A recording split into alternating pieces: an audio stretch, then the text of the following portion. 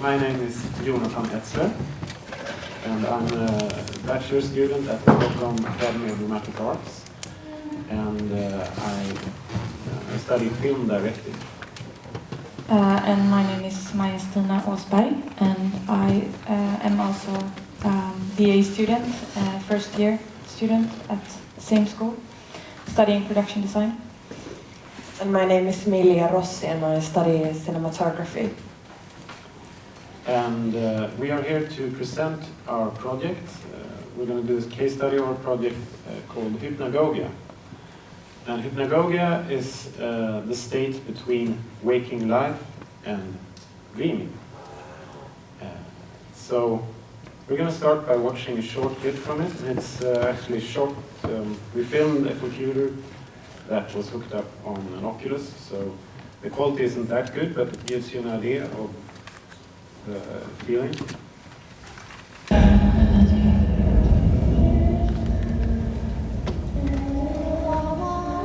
are no subtitles.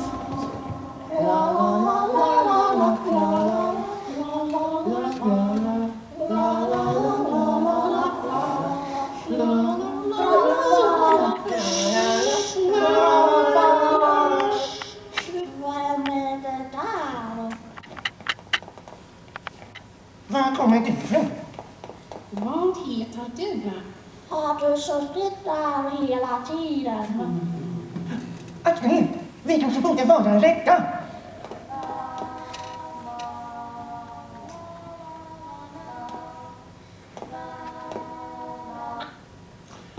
So, why did we make this strange movie? We actually had an assignment at school that we were going to make a children's festival for children ages 9 till 11. And we got sort of complete freedom to do whatever we wanted. And a lot of the students wanted to make traditional short films, but we instead decided that we wanted to sort of question what cinema is and to try to work with new ways of making films. And what better way to, we sort of thought that we wanted to think outside the box, and what better way to think outside the box than to expand our traditional frame into 360.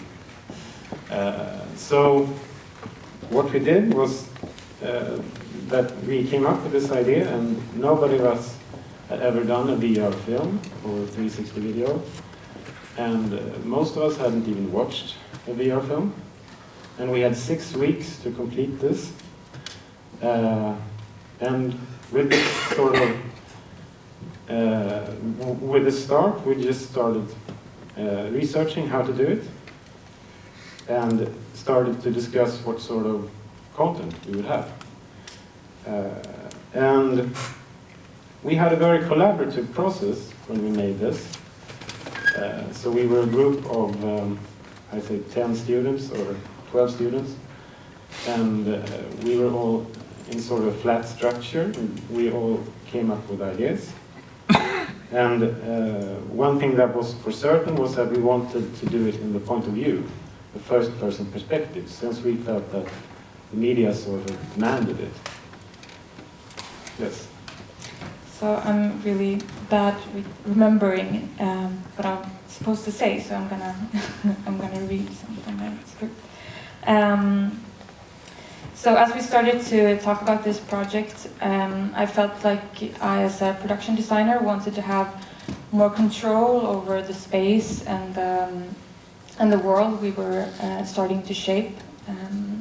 So I ended up being one of the screenwriters for this project as well, and I was collaborating with Amanda Hagberg, who is in the screenwriting program.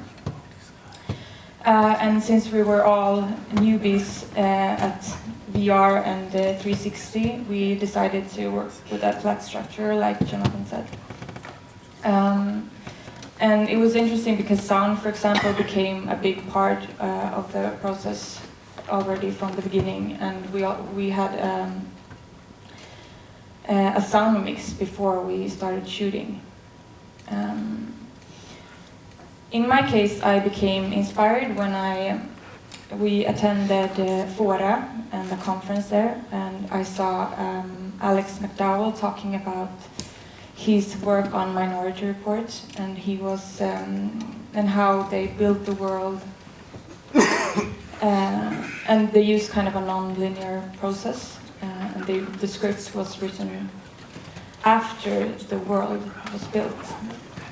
And I found that really fascinating. We only had 6 weeks, so it was a lot of work to do both the script and the production design. And I was at the same time also working with a theater play for the same festival. So it was a busy time.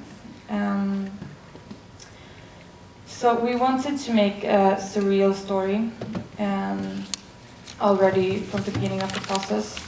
And I think it was Jonathan's idea to make a film about a dream.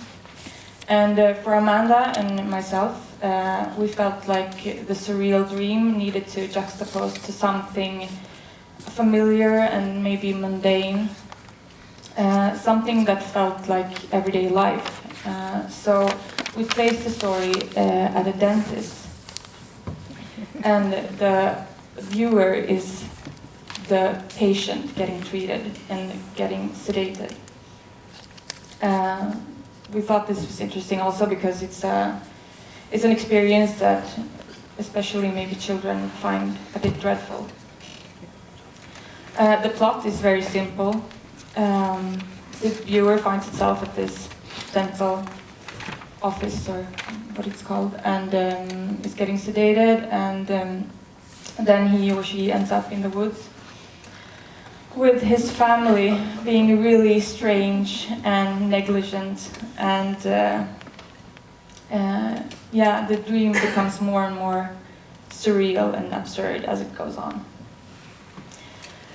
Because we wanted to research the aspects of growing up and children's fears and dreams, and talked about our own feelings. We also talked with children in the specific age.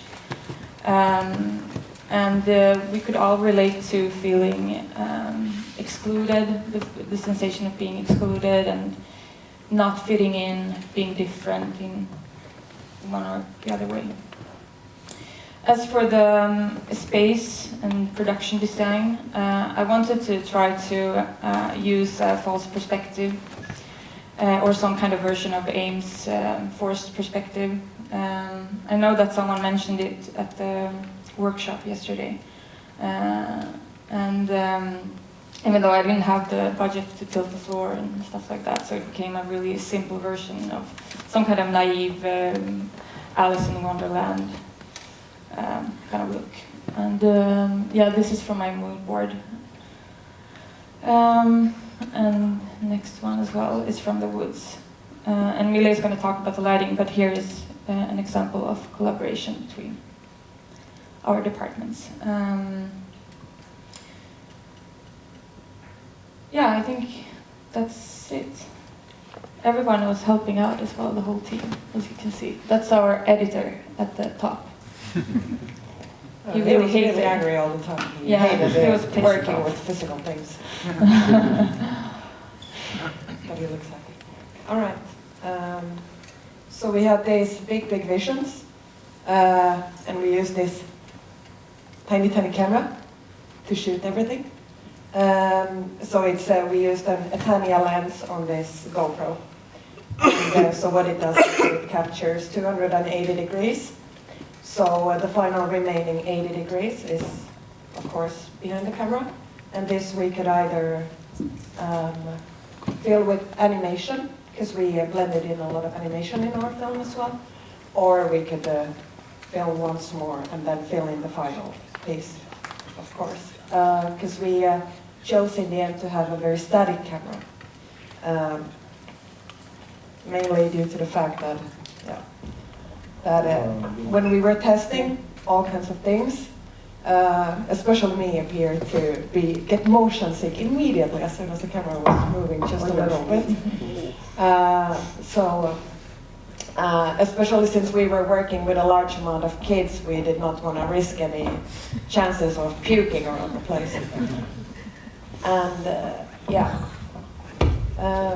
all in all, our process was really defined by a trial and so this is how the image looks like first on the iPad, and this is from the forest, and then through auto panel you get this image, this extreme panorama that you can work with as a usual film file. Yeah, our process was really defined by a trial and error. So we tested. We tested different heights, different lightings, how the characters would appear depending on the distance to the camera, and just played around a lot. And we felt like everything was a sort of a lab for us. For instance, all kind of gear is kind of lacking in this new medium. So this is an example of us wanting to test if we could get an underwater image, but there is no gear for it. So then we could just take a lot of grip and gaffer and plastic bowl, and that's kind of what the process was like all the time, just creating new solutions for everything. And here we had colored milk that we poured into the bathtub, because we also found that one specific in VR is that it can really take you to surroundings which are not usual otherwise. So for example, being surrounded by liquids, in a way. And after a few trials, we got the image that we were aiming for. Another obvious challenge in VR is, of course, the lighting. And as a cinematographer, I was terrified, since where can I have my lamps? However, I was curious on seeing how the work process would look like in comparison with traditional film. So, for example, in the studio, we realized that we need a lot more light on the characters, which are closest to the camera. And so we decided quite last minute that, yeah, let's have a glowing table. And in our surreal world, this worked without a problem and was actually a very nice visual addition. And also in the forest, I think we have an image of the forest. Yeah, so we had 50 practicals. Fun time with all that cable in the middle of the night. Yep. In the forest, kilometers of cable. But just to amp up the lighting somewhat. And this is how production design and the technical requirements could influence and inspire each other. And we were really open to whatever the technical requirements wanted from production design. And we were also certain that we wanted to have animation, since one of the students that we collaborated with was an animator. And also that we needed a lot of VFX to do this dream world. Also, the scenes needed to have flowing transitions, so we needed to do all of that in After Effects. So we started doing some simple tests, just taking this film file and put it into After Effects. And the first one we did was this. We just took a scene from a corridor and we put this guy's face in it. And the thing is that this looks really terrible here. But it was extremely cool when you looked at it in the Oculus. I mean, the face is really gigantic, and it's a really great effect. So that was our first test, and then we realized that, yeah, we can do this.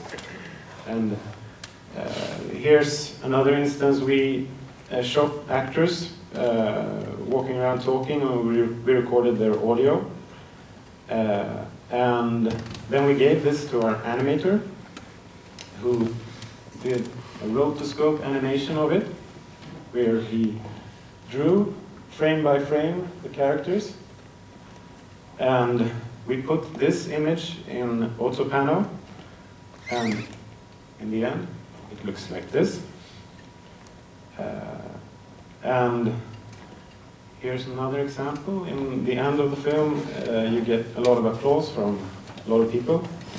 So here we only had 25 extras, and we multiplied them in After Effects. And also there's a dentist in the sky also, which we just shot in front of a green screen and put there. I think this image is a perfect example of us realizing that we would see VR as a 360 puzzle. Yeah. Instead of just trying to shut off a scene at once, but that you break it into pieces. Yes. Get wild. Yeah, yeah. And this was a long process, of course. This post-production was really tedious, and as you said, there's crazy amounts of rendering time. But finally we were finished. And just like 2 days before the festival, I could actually see the film in the Oculus for the first time, and it was sort of strange to finally see it. But once I've seen it, it was sort of a nice experience of having a sort of good dream. And then we showed it to the kids, and how did they react?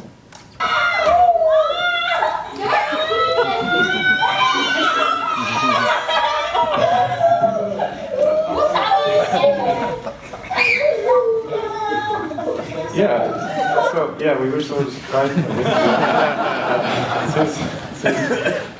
The film isn't really that scary, but the first group of kids, they just screamed through all the film. We were like, why? But it was sort of an extreme experience for them. But they really thought it was cool. They weren't, I don't think they were traumatized. They were just a bit scared. They're fine. Yeah, Kids are fine. But to be fair, some of the kids were completely quiet also. We showed it to lots of different kids from different schools. And one kid even fell asleep when she watched it, which is sort of a success too, since the film is about a dream, so she had a true, a real dream experience instead.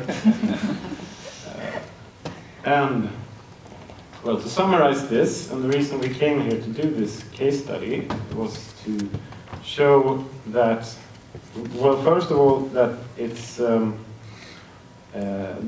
this medium, as you all said, is sort of it's very new, and it's sort of in the same area as film was, yeah, like in the beginning of the 20th century, and so it's sort of in the age of cinema attractions like Lumiere, or like this is, you see a film just because it's moving, and there's no other point to seeing the film.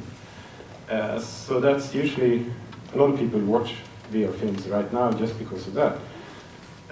Or you can have a film with a story, but it's really just, yeah, it's an excuse to show this attraction.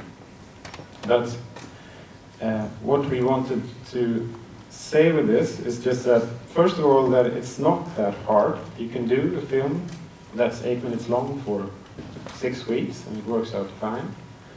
And also that we need to allow ourselves to be experimental, to try new ways of making films and try different processes. Since this medium is so new, we don't know how it's going to end up, and the process for making it is not set. We should be open to it. That's the charm with it. Yeah, yeah. And finally, so I brought an Oculus and this computer, and I thought I'd set it up during the break out here and we could try watching it. But otherwise, if we don't have time, since we're a lot of people, you could go to this page and you could type in that address in your smartphone, for instance, and you could watch the film on YouTube. And you can watch it on 360, and you can put it in your cardboard. Or if you don't have a cardboard, you can like watch it like this. Just watch the entire image. And there are no subtitles yet, and we're not really sure how to do subtitles for this new medium. Maybe But we will get to test out dubbing as well. yeah, we might actually dub the dialogue into English instead. But right now it's in Swedish, but I think it's very surreal experience, and I think the Swedish will just make it more surreal. So that was it. Do you have any questions? If we have time.